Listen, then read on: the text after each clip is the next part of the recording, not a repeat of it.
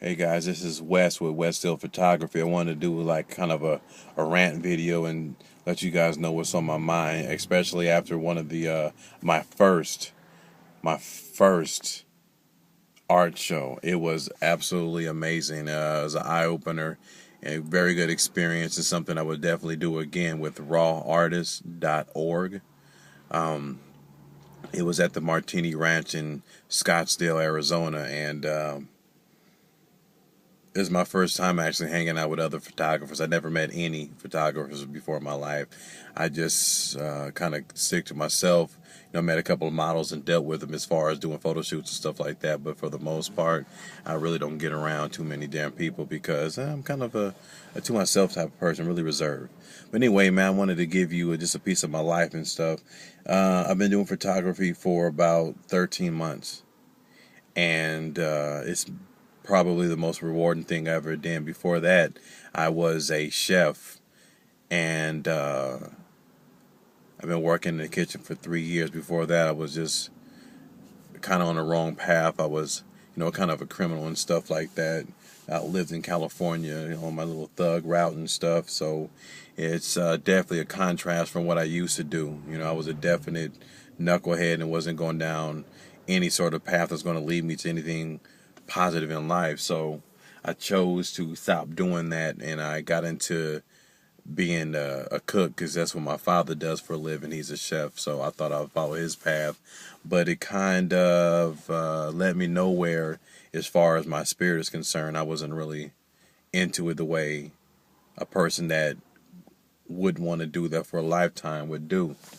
So I picked up a camera, and it's just been love ever since. And just like I said, this is just a rant to talk about things that are on my mind and how I've been affected by photography, how I've been affected by just the last year period. Um, for a second, I like to talk about models and the reason why I shoot models. I never wanted to shoot models at all. I do not like dealing with that caliber of person. And the reason why is because majority of them are flakes. Majority of them are so into themselves that they don't even have a grasp on reality. I call it basically being delusional.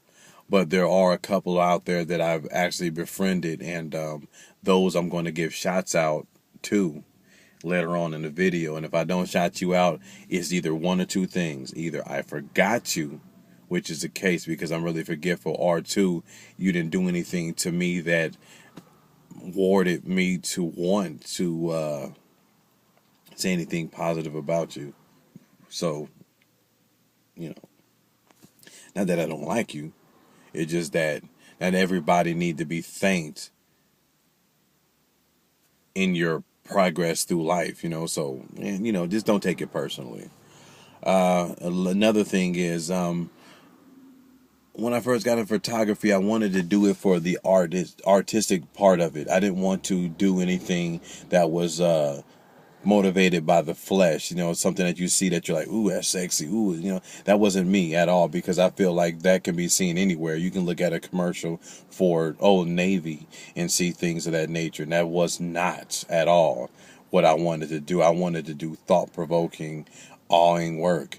And I started to see that got no notoriety, no at all. No one cared about the pictures that I'd done for the first 4, maybe 8 months of my venture down the road of trying to become a photographer. So I started shooting models, and after that, man, everyone wants to talk about the work I do. Everyone wants to befriend me and stuff like that. Models want to work with me, which I appreciate totally, but it's not really what I wanted to do as a photographer.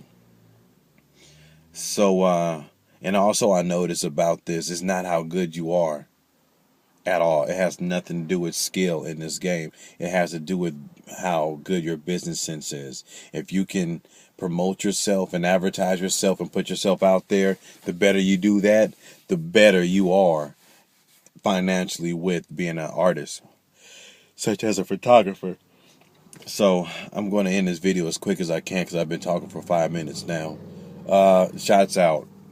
First and foremost, there are a couple of models that I cannot forget about. One, the most dedicated woman I've dealt with. Every time I've ever asked her to shoot with me, she was ready within an hour and a half. You already know who you are. Vicky. Vicky, thank you so much. She was my first muse. First one.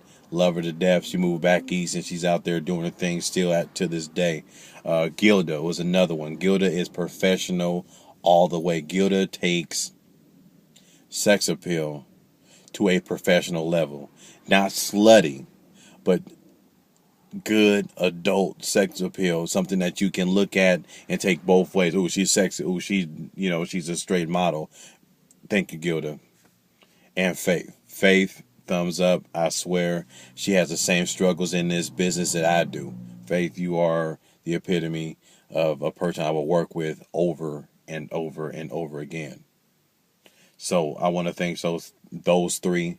And on the outside of models, I want to thank my wife for putting up with me, for being there when I needed her, and being patient with this because I know it takes time, baby. I love you, man. Thank you.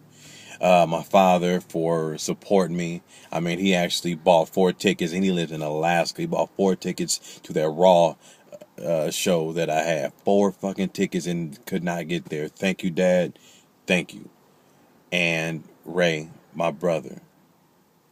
He supported me. He gives me great ideas on photo shoots. He does everything that an assistant needs.